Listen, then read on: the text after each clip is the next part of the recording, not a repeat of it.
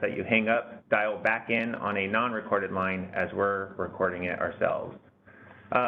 So first of all, good morning, everyone. Really appreciate everyone's time this morning. This call was originally scheduled to be part of the RSEE Phase 2 Track 2 implementation changes training. That particular change that project is scheduled to go live on April 15th as of right now. Based on stakeholder feedback during the last training session on February 14th last week, the ISO team determined today's call would be better suited to further discuss the RSEE Phase 2 implementation details and continue gathering stakeholder feedback, which we will definitely be doing in the coming slides. So again, thank you for your time and definitely look forward to the candid conversation today. All right, let's go to the next slide. And Cindy, if you wouldn't mind muting Joe for me, it appears his line is unmuted as well.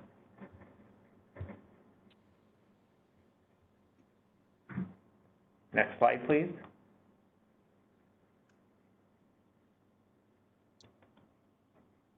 Oh, there we go. All right, so today's meeting agenda. We plan on covering the RSEE policy objective, current features of the RSEE implementation, definitely dive into stakeholder feedback, which is where I believe the majority of today's conversation will focus, and then go into next steps. Next slide, please. All right, so for this slide, I'm actually going to turn it over to Danny Johnson on the policy team to cover kind of what the policy intent was, and we'll go from there. Thanks, Mark. Can you confirm you can hear me? Yes, sir.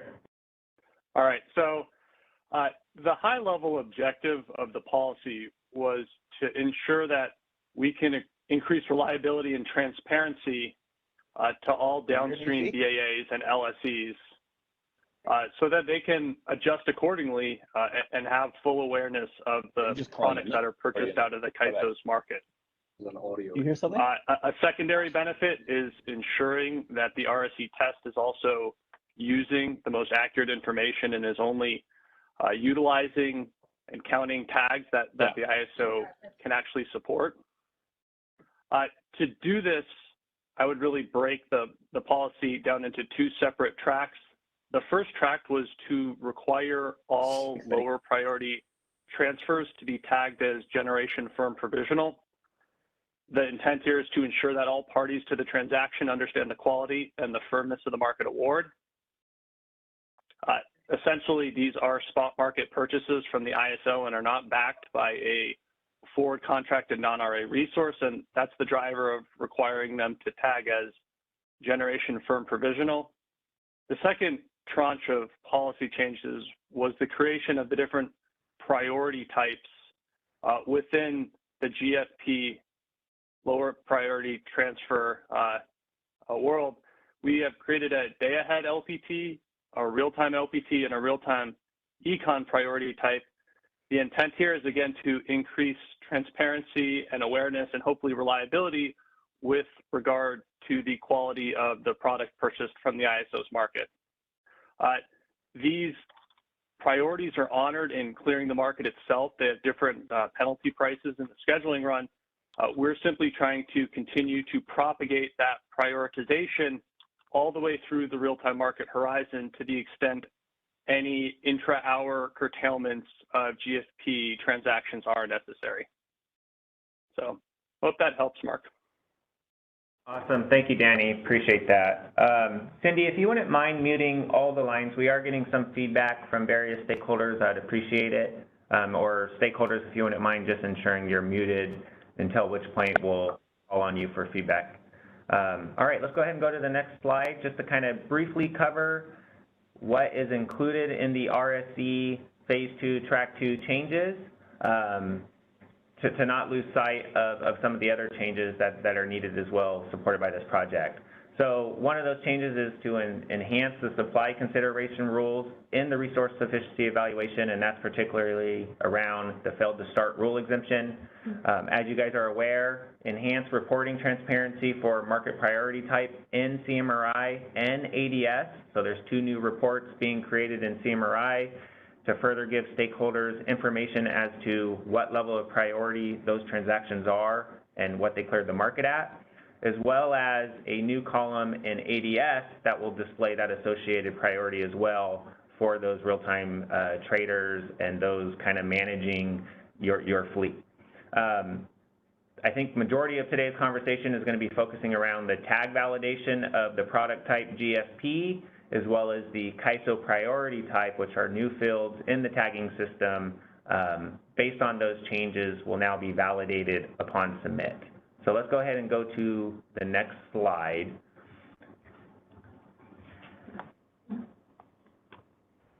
All right, so here's where I believe we're going to be focusing today's discussion on. Again, that is the validation on submit for e-tags for the product type GSP and KISO priority type to match the market award. As you guys are all aware, this change will not allow placeholder tags to be submitted as the confirmation of that scheduling priority is not yet known. Excuse me. One more slide, and then I'm going to go ahead and open it up for feedback. All right, thank you. All right, so we have heard concerns over the past few months. My goal here is to fully and concisely understand those concerns. I'm looking to understand how the current implementation impedes the above objectives absent the changes the implementation has been pursuing. This feedback will help the team to kind of clearly articulate those pain points internally to help inform the ISO's next steps. So at this point, I would really like to open it up for the community feedback to better help us understand some of those challenges. I have various ISO SMEs on the line. I'm joined in the room by Heather Kelly. I'm joined by Haled and Joanne Serena. So at this point, go ahead and raise your hand. I'd be happy to call on you, and we'll get today's conversation started. And Mark Smith, I know you chimed in earlier. I don't know if you wanted to kind of provide some of that feedback. We're looking to understand some of those pain points a little bit further, really around the associated timing that is currently part of the implementation.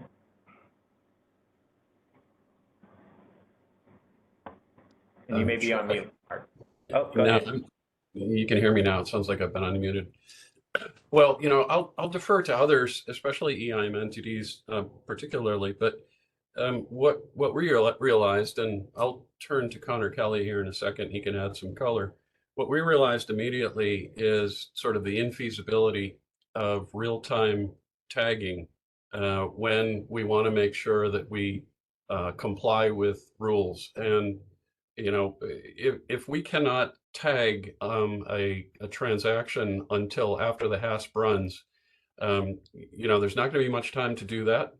And in addition to that, of course, it's going to distract our real-time operators every hour of every day when we have one of these exports to make sure that they tag appropriately. That's as opposed to preloading all those tags and have them auto-rejected if we don't get a schedule or reduced if we don't get a schedule. That's the way I thought we were headed in the stakeholder process. No, go ahead. Mark, yeah, so, thank you. You kind of spurred a thought in my mind, and I kind of wanted to question it. So today, when those associated adjustments happen, and help me understand, is it common practice for entities to accept those adjustments, decline those adjustments, and can you know, is that automated or is that also a manual practice? And to the extent it is a manual practice, how long does that take? Mr. Richardson, you're way beyond my depth. I'm going to turn to Connor. Yeah. Hey, Mark, this is Connor with Calpine. Are you referring to adjustments that come through in the hasp run or in the day-ahead market? Yeah, so basically let's a RUC on award that isn't clearing the full amount of megawatts that we would want to flow. Correct. Is that your okay?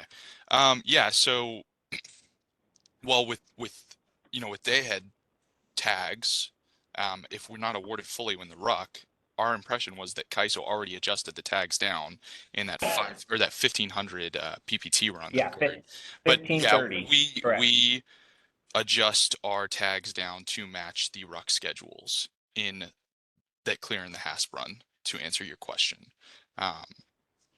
And you know, just to echo Mark's. Oh, go ahead.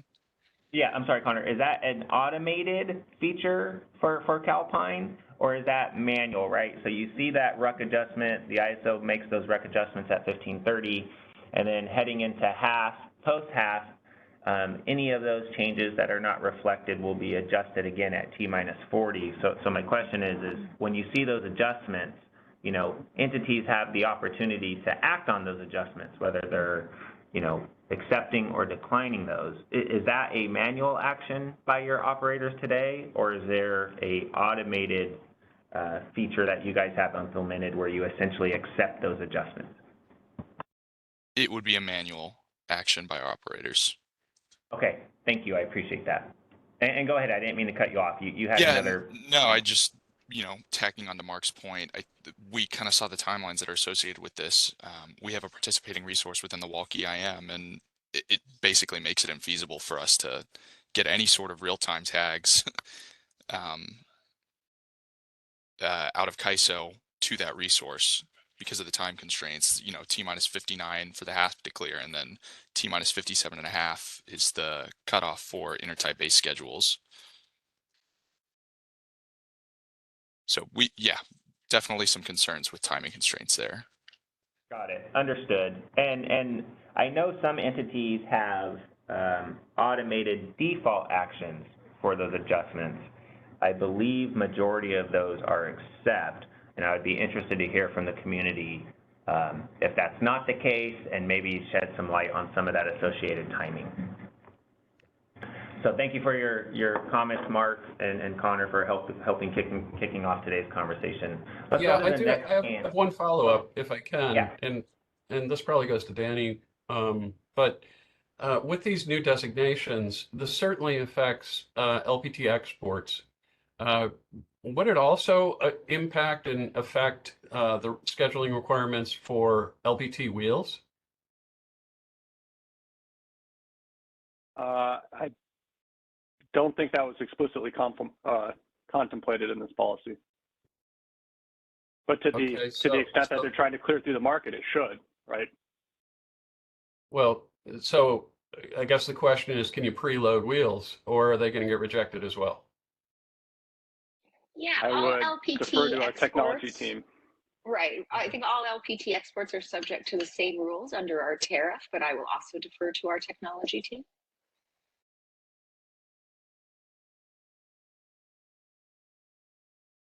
This is Connor with Calpine to jump in again. Our interpretation was that they were going to, because kind of what was relayed on the Feb 14th call was that this action was going to be queued off by the priority type designated in the tag.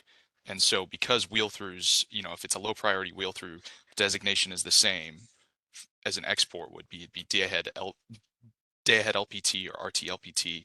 Our interpretation is that it would still follow the kind of the same cutoff timeline. So we'd have to wait for the HASP to clear the wheel through or the dam to clear the wheel through.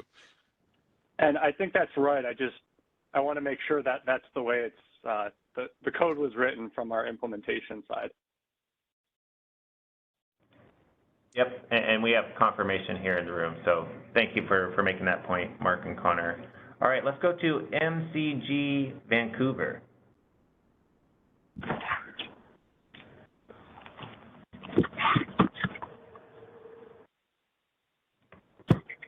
All right, maybe move to the next line. I see a 510 area code unmuted.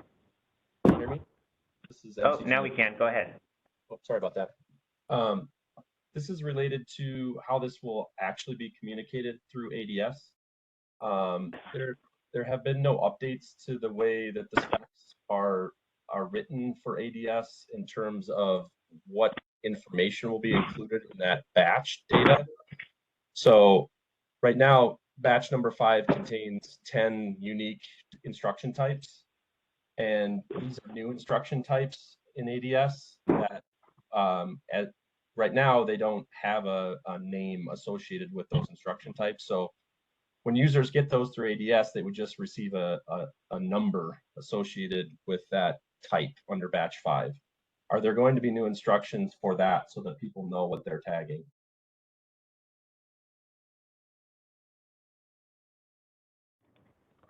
I'll actually turn it over to the implementation team, because I do know, if we go back a few slides, There are some associated ADS changes where the instruction type column would list the associated priority in ADS, so that participants would know exactly what level of priority that associated export is associated with.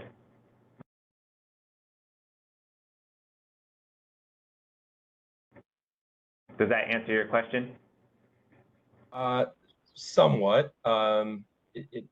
As it relates to that ADS spec for version 8.4.1, that there's no definition of those instruction types unless it was earlier in this presentation or it's forthcoming for anything beyond what currently exists as an instruction type in ADS. So any of these new instruction types are not defined.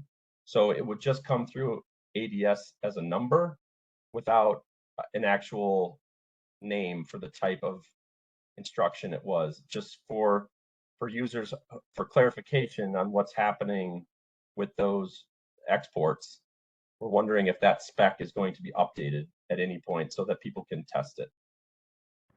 Yeah, we will. I appreciate that, and I will follow up on the 14th presentation because there was an ADS screenshot that showed updated instruction type values. So we'll make sure the associated technical specification documents are updated accordingly as well. Thank you. Yep. All right, let's go to Tricia with TID. Good morning. Yeah, I would just, the real-time timeline is the one that's really worrisome to me. I think that it's not just that it's something that is new, it's something that's impossible for EIM entities in particular to meet that deadline. We're supposed to be able to see the ADS dispatch come in, make sure that the award matches, change the tag, and that's hard to do with just one tag, but for entities that are going to have multiple tags that they need to do that with and that they need to check, there's no way to meet that deadline and also do the other things that need to happen to balance for EIM. You don't have any time if you didn't get an award for some reason to make phone calls to try to make up for that power, to do any other purchase and sales to help to balance out either. So, I mean, I think for EIM entities, this is a much bigger lift than maybe the non-EIM entities. Understood, and this is definitely consistent with some of the feedback I've been hearing over the past few months from the WEIM community on these particular changes.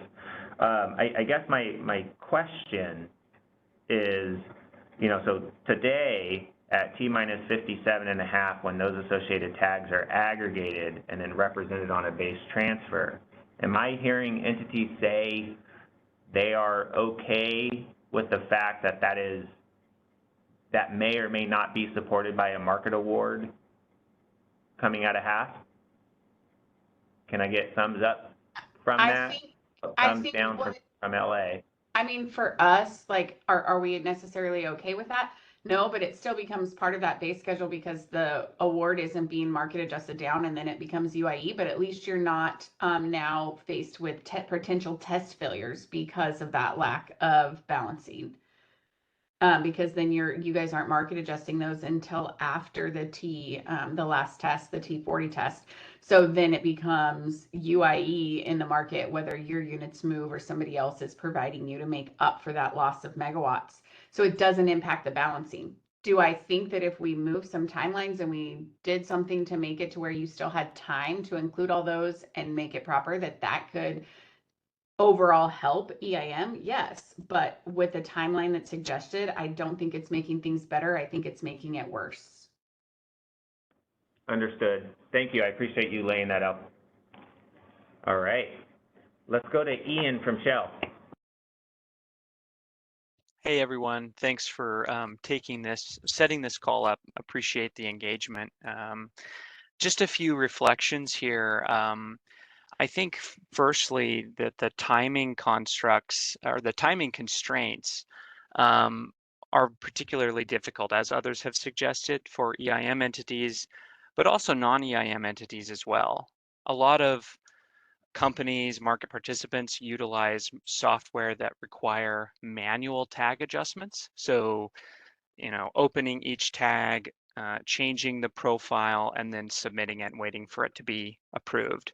So for those entities that don't have like a software system or a GUI that helps them adjust and submit tags, this is difficult. The other aspect I would just say is for the day ahead tags that have to be submitted after the IFM RUC results post. That's difficult. There's workarounds, but it's difficult in the sense that it doesn't follow the standard WEC pre-scheduling conventions, where generally speaking, on Thursday we schedule for Friday, Saturday, and on Friday we schedule for Sunday, Monday.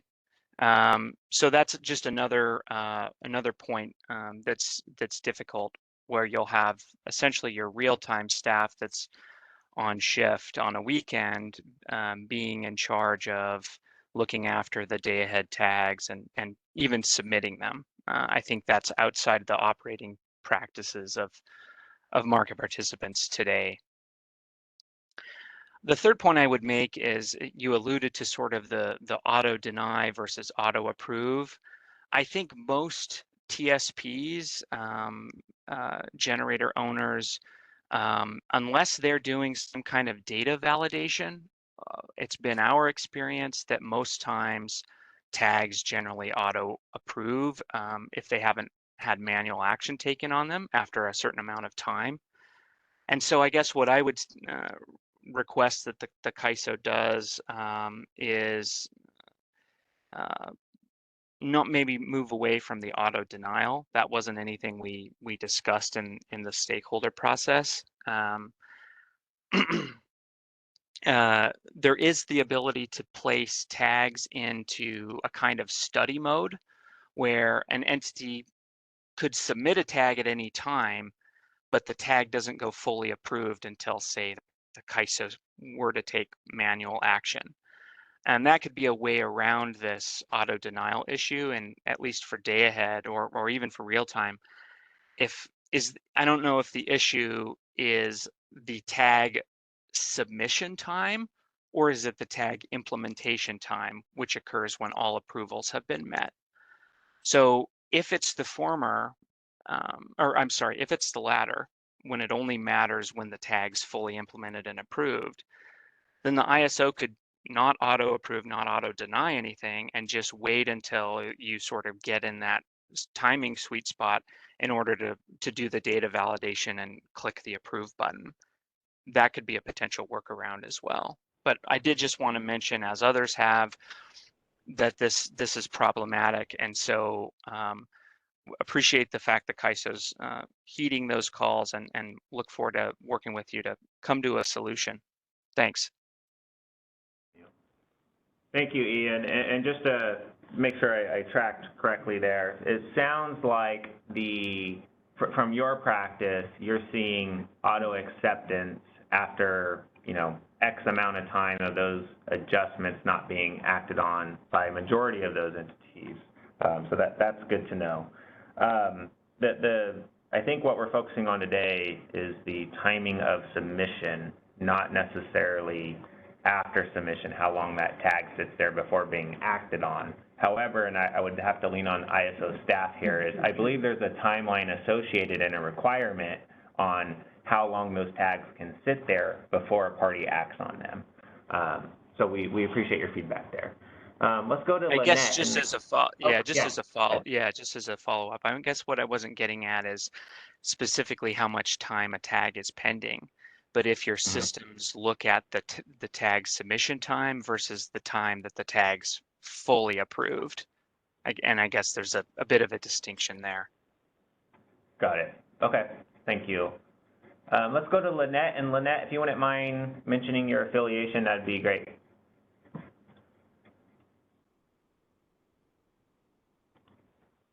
You are on mute in the WebEx. Can you hear me now? Yes, good morning. Good morning, everyone. This is Lynette with ACES. I just wanted to comment on one of your questions there and the current process versus the new process. So the way I understand that right now, we may still not get awarded if we submit a real-time bid that's tagged as a real-time LPT. We may not get awarded in the HASP, and we're going to have to make adjustments. That's a thing right now. However, most of the time, when you submit a real-time LPT, it clears the HASP. Sometimes it doesn't, but most of the time when you're self-scheduling an export, it clears. So more often than not, you can just leave the tags as they are versus having to do manual adjustments. Now, with this change, it's going to have to be every time that traders need to go into the tagger to match the awards. So that's where the difference comes for me. I still agree that for EIM, when we don't get awarded at the HASP, it's problematic because it's hard for us to balance without the megawatts. That's an existing problem that we deal with as EIM entities. But in the future, it's going to be every time we export from the CAISO, not just when the real-time exports don't clear the HASP. So that's where my concern is. No, I appreciate that. Does anybody from the ISO team have a response to that? I think, I don't want to throw out a percentage. We understand, to the extent it's feasible, those associated transactions would be awarded based on economics and or whatever's going on in the system. But it's at the time of need when system conditions are tight that this really, really matters, and when it's important to be consistent with the tariff on being able to accurately identify the associated priority with that transaction before manual action. And I think that's when we're changing a process for when these things happen, but we're making it really harder the rest of the time when we're exporting, so not just when the system is trained. So that's where I think it's just going to increase the workload for real time overall. It's going to, in my opinion, it might result in more mistakes being made real time. Just for those, I get that's when it's most important, those days that there's issues on the grid and there's reliability concerns. But it's, in my opinion, it works out better to just have to do those adjustments when they don't clear the HASP, there's an issue, versus having to do it every time we export. If that makes sense. No, it does. Appreciate that feedback. We're capturing notes here, and at the end of this, we will talk about next steps. Appreciate your thoughts there, Lynette. Let me go to Travis, and Travis, if you wouldn't mind stating your affiliation, we'd appreciate it. Sure, thanks, Mark. This is Travis Broersma with Mercury Energy. First, to circle back to your question earlier about the auto acceptance of tags, specifically pertaining to the 1.5 minute window for EIM entities or the 19-minute window for non-EIM entities for real-time tags. Those tags aren't auto accepted by the various transmission providers and BAs if they're not correct. Like, for example, the transmission providers check OASIS numbers, and it's very complicated. It's not just a rubber stamp.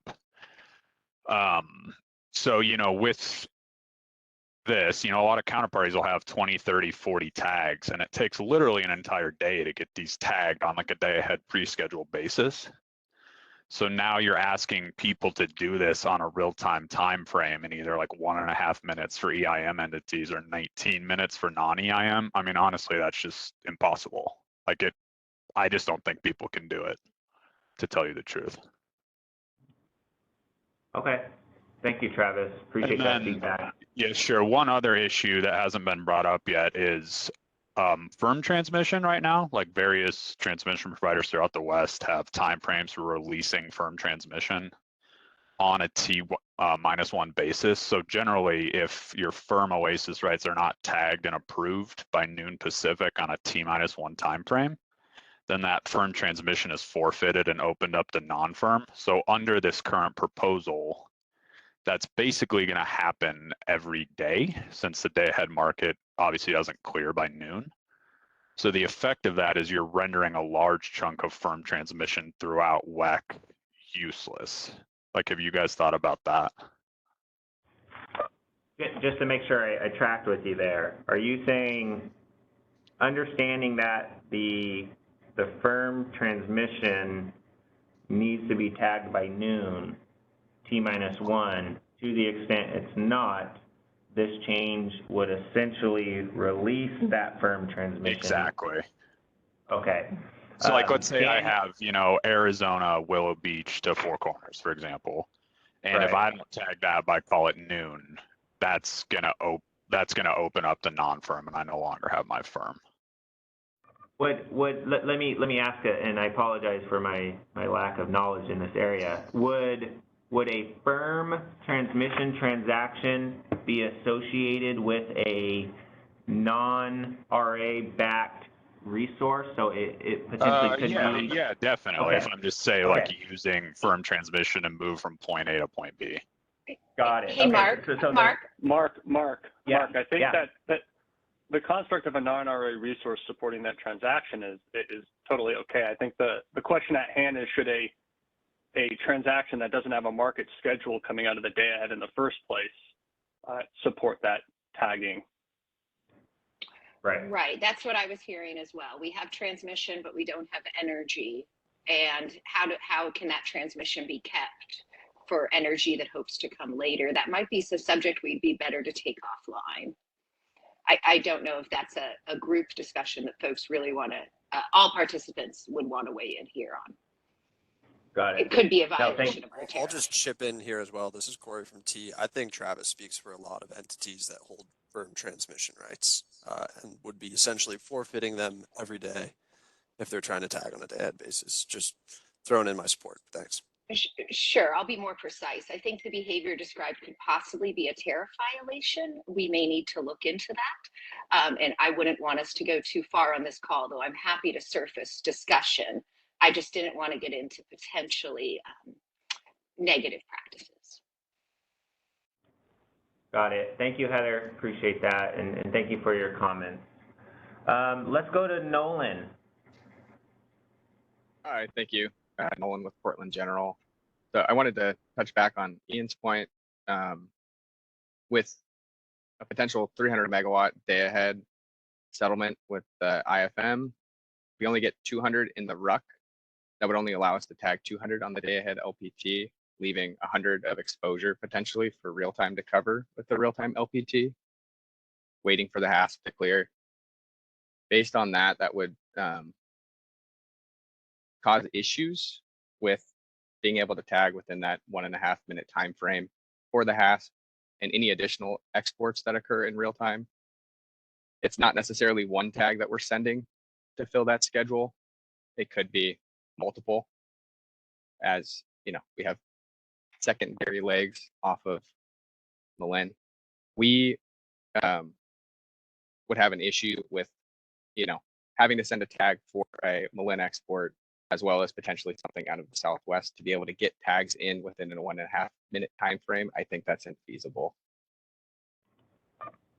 Thank you, Nolan. And just to my earlier question, does Portland have automation around kind of auto accepting those associated adjustments? We are reacting to ADS manually at this point. Got it. Thank you. Appreciate your comments. Let me go to Dan Williams at TEA. Hey, Mark, thanks. Thanks for having this call. I have just kind of a couple areas to walk through. I did just want to start, though, with what Kathy from Idaho put in chat, and fully agree with her that that even if the I think she put it, the firm rights are recycled into non-firm, that the firm rights holders still have the ability to use those rights. But if they do, that also has ramifications for the rest of the market, because then you're unwinding the non-firm use that may have come in between, and that doesn't really create a good process loop there for reliability or for just market efficiency. But sort of stepping back in order, I mean, winding this all back to where we came from in the RSEE Phase 2 initiative, as a stakeholder community, we were sort of assured that this move to GFP was not going to fundamentally disrupt markets. There were some pretty strong opinions voiced in that initiative and concerns about what the policy could do. And we were sort of told that it should not change the way that markets are operating in the West from the standpoint of it still being firm energy, but they're just being relatively small instances in time where the fact that it's firm provisional comes into play.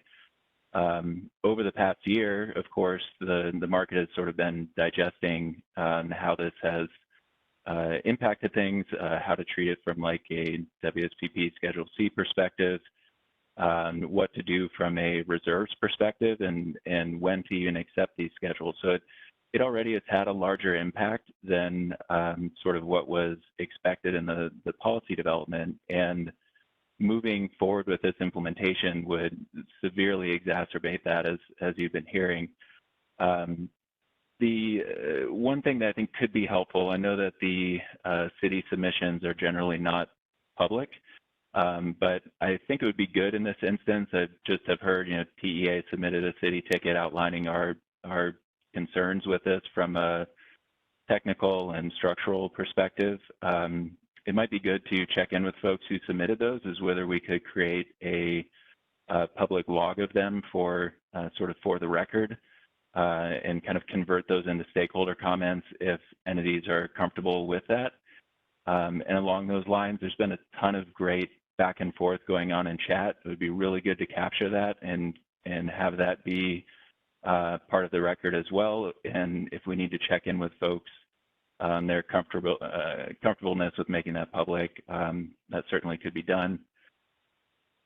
Moving just a couple other things, it definitely very much agreed with the comments that Ian made from Shell. Also, the comments from Mercuria were very important as well. Comments from ACES, from Lynette, just sort of the fact that this is a very disruptive change that really isn't relevant 95% of the year. I think at this point, entities that are exporting from the CAISO sort of expect that it's going to be a GFP product. 99% of the time, that's what is being used, and entities are used to looking for that and seeing it on tags. So it's not like it's an infrequently used thing that needs to be watched for and flagged every time that it comes up, because it's the rule, not the exception at this point, that most exports are coming out of the CAISO as GFP. A couple other quick things. Just want to be aware that there are often publication delays in market results. In day ahead, there's maybe a little bit more time to deal with that when you have late publication coming out. Often that's happening on the more complex days when there's a lot of congestion in the system or very high demand. But that is just something to be aware of when we're looking at timelines, that it's sort of being presented as a best case scenario. The timelines that are included in what's being proposed are best case, but are certainly not a guaranteed timeline, particularly when we're kind of most concerned about reliability issues. And in HASP, that is, wouldn't say assured to happen, but on the days when it's most important to, or when it would be most concerning to have kind of an auto denial or not getting the right schedule in because the timelines got tripped up in the HASP process, are the days where the post-HASP process that comes into play from the wheel-through policy of having to look at path 26 congestion and potentially do some pro rata curtailments to wheels, that delaying any of the HASP publication just sort of automatically pushes the EIM community into being past their deadlines. Hey Dan, can I jump in? I think you're making a lot of good points, and I appreciate that, and that's kind of consistent with what I've heard. Danny, did you want to respond to anything we heard from Dan to this point? Yeah. Yeah, I got a couple observations. I heard the policy was discussed, and I think it's worth spending a little bit more time and really clarifying what that discussion was. In the RSE Phase 2 analysis, what we found is that advisory EIM supply offers were actually being used by the HAS process to help back low priority exports coming out of the CAISO. So the decision and the stakeholder discussion in that effort was, do we need to take action to do some type of pro rata haircut to figure out what the CAISO is actually able to support from supply within its own balancing authority area that was also being tagged out and potentially represented on base schedules. And I think the sentiment at that time was, no, this is not a great outcome, but this is really complicated to unwind. So we're going to let that be for now. The second thing I wanted to address was Dan's last point on reliability, and that's what we're trying to do here. I heard you kind of representing that it creates reliability implications if the tags aren't able to be done in time, and there's an existing process to handle incorrect tags or tags that couldn't be supported by the CAISO. But I want to highlight that has reliability implications for the CAISO because we're now trying to manually do that in the real-time market, which is a concern we've heard from our system operators, that's it.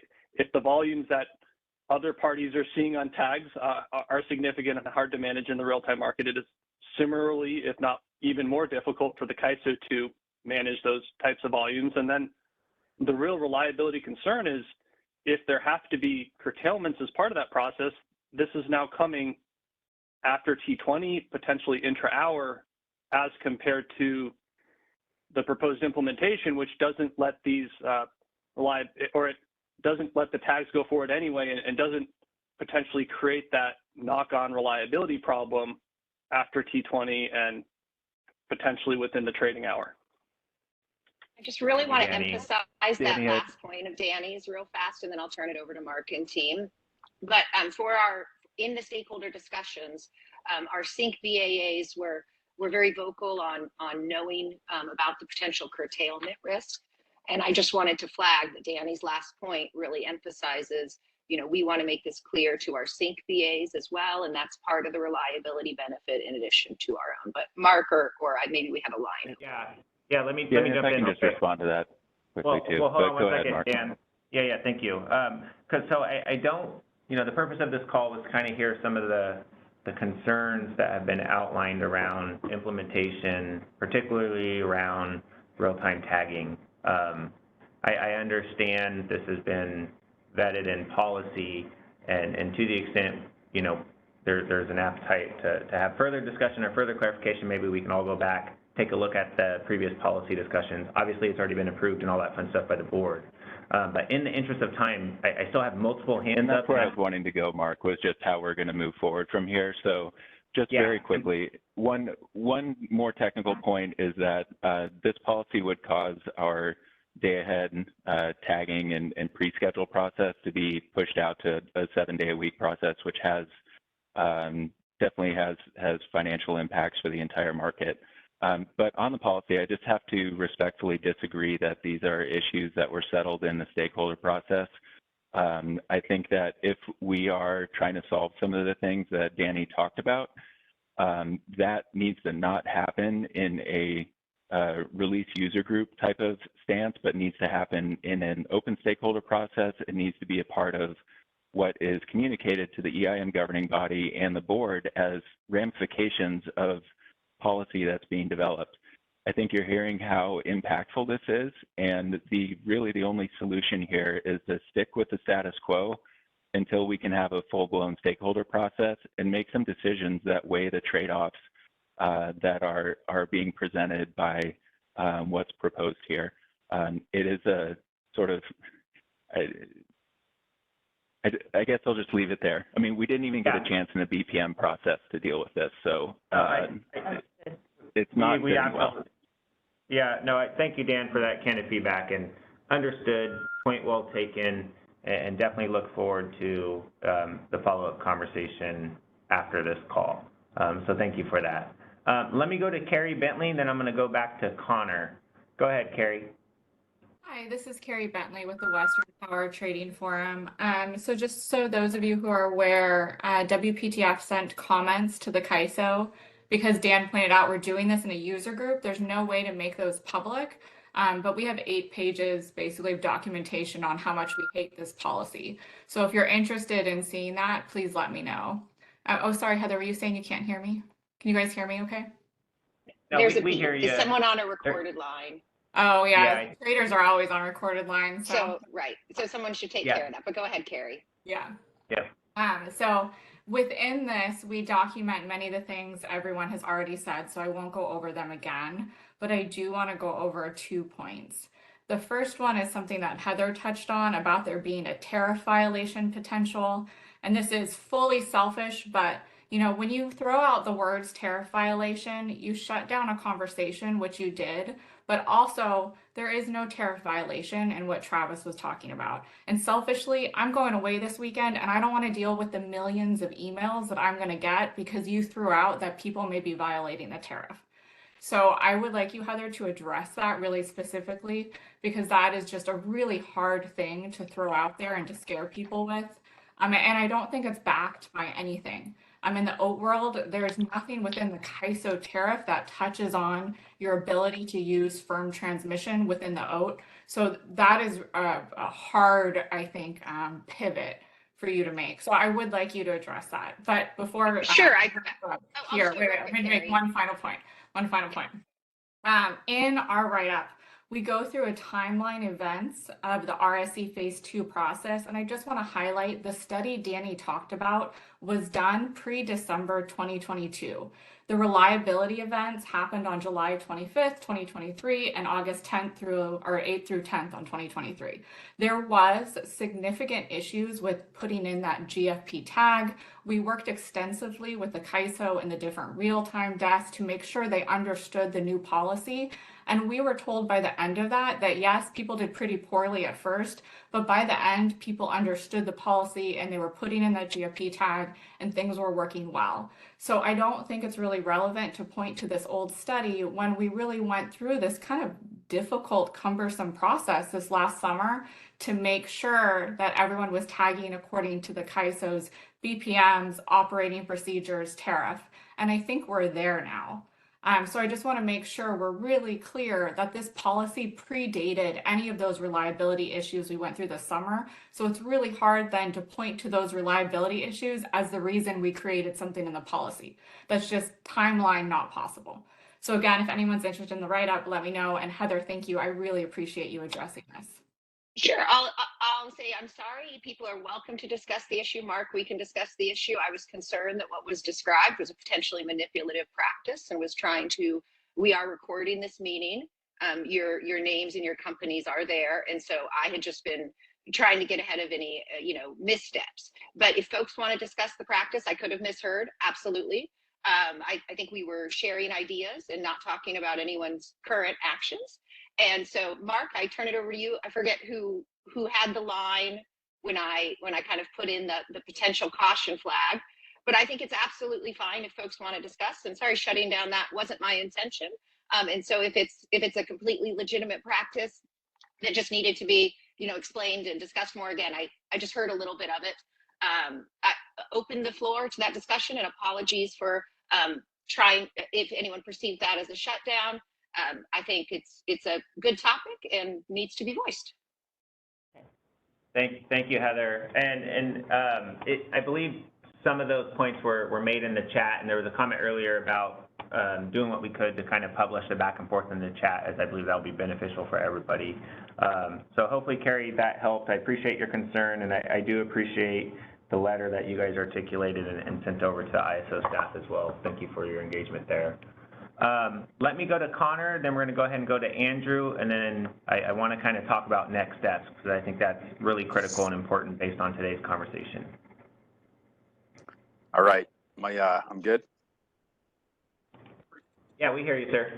All right, beauty. Yeah, it's Connor at TC Energy. Hey, so just want to echo what a lot of participants have been saying this meeting and last meeting, that just there's like almost an unfair onus that's being placed on us. traders to take care of this. Currently, right now, we basically have our timelines. We're on cruise control, basically like on a Friday.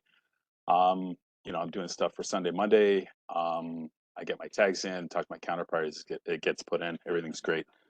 With these current, you know, like has been said previously, is I'm going to be on the weekend now. I'm going to be submitting tags.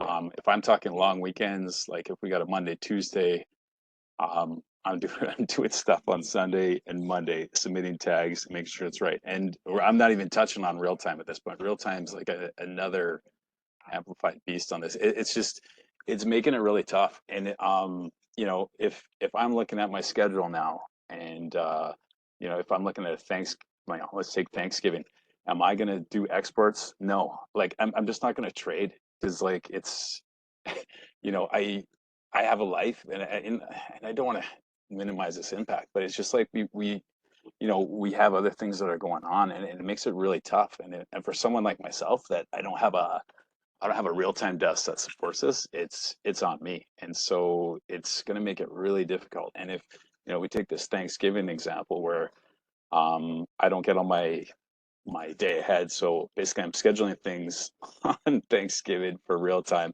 every hour on the hour. It's tough, guys. Like this is, it's not great. And if the mission on this is to reduce exports, like mission accomplished. Like this is 100% going to happen. There's going to be less exports, just because spreads are going to have to be wide. It's just not something I'm going to do. And I think other counterparties are going to be on that same path. And I believe this was brought up by somebody else, but when I'm doing deals, if we're talking like a 25 meg export, sometimes that 25 megs will get split 6 times.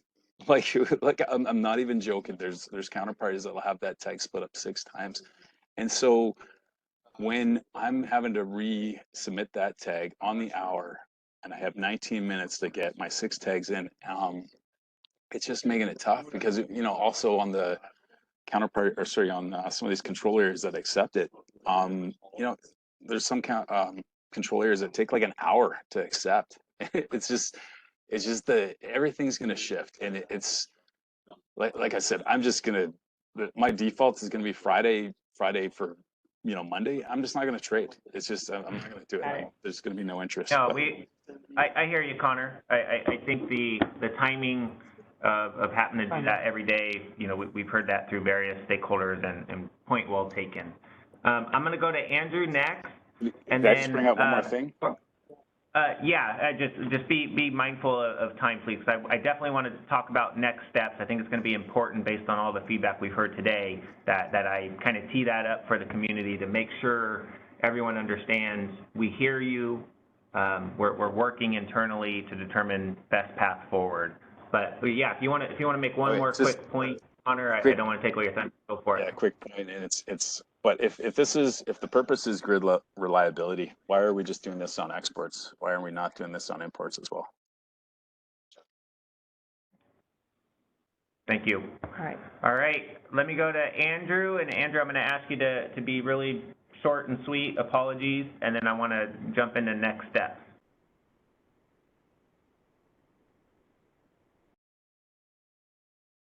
Hey, Mark.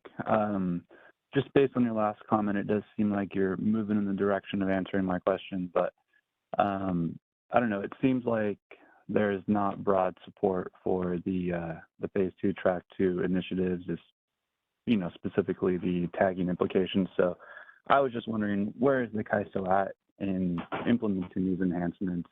You know, I think the plan was for April, or, you know, are we going to go back and try to make revisions to this? So that's my question. Yeah. All right. I appreciate the segue, sir. So let's go ahead and go to the next slide. All right. So next steps. So as of right now, market simulation activities are planned to start on February 26, 2024. As indicated in one of the first slides, there are various items going live as part of this associated project. So I definitely encourage stakeholders to log in, participate in Market Sim, test this new functionality. With that said, based on all the associated feedback we've heard today, and again, I really want to thank you on behalf of the ISO. You know, your guys' engagement is key, and we appreciate it. But we're going to be assessing this feedback and determining a manageable path forward. We will be communicating, you know, whether it's through another stakeholder call like we had today as to what that decision is and how to best move forward. I may reach out to some of those who were vocal on this call to potentially bounce an idea off of or to get your feedback. And to the extent we did not call on you due to time, or if you wanted to bring up a point that wasn't already brought up during this call, please go ahead and submit a city ticket. The next slide provides that link. But I believe what I've heard, you know, if I were to boil this all the way down, is the associated tag timing is infeasible for the stakeholder community. So with that, we are at time. Again, thank you everyone for your engagement and feedback. And you will see a communication from us likely by the end of next week as to where we're going from a manageable path forward perspective. Joanne, did you have anything to add before we conclude the call? Just want to say thanks everybody for your feedback. We appreciate it. I think it was important for us to collectively hear together what the impacts were to your organization, and we will take that information back and we will propose a path forward. So appreciate it and look forward to the conversation next week.